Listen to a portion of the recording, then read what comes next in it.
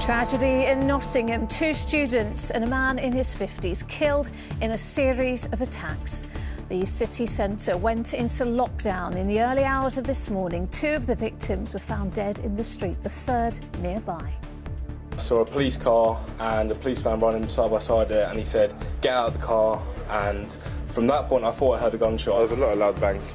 They were screaming, "Get out!" And once he was out, I'm pretty sure they were screaming, "Get down!" 3 other people are tonight in hospital after they were hit by a van, one in a critical condition.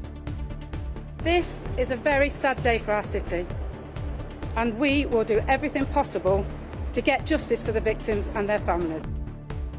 A 31-year-old man has been arrested on suspicion of murder. Police say they are linking all the attacks and not looking for anyone else. Also tonight, a mother and her partner guilty of killing her son. 9-year-old Alfie Steele was found dead in the bath after months of abuse.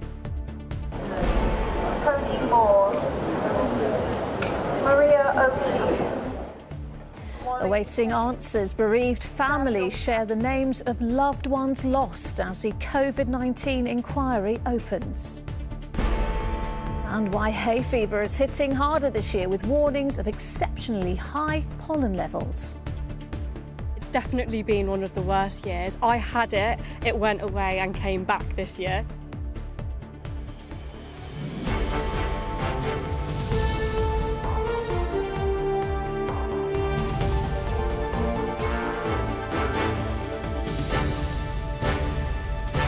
This is the ITV Evening News with Lucrezia Millarini.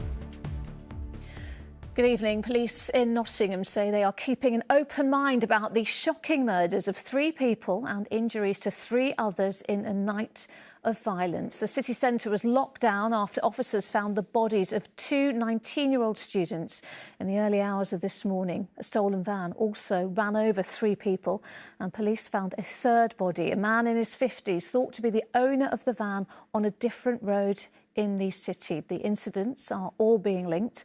A 31-year-old man was tasered and arrested, and although counter-terror officers are involved, it is not currently being treated as a terrorist attack. The Prime Minister called it a shocking incident and said his thoughts are with the families of those killed and injured. Our correspondent Ben Chapman is at the scene tonight. Ben.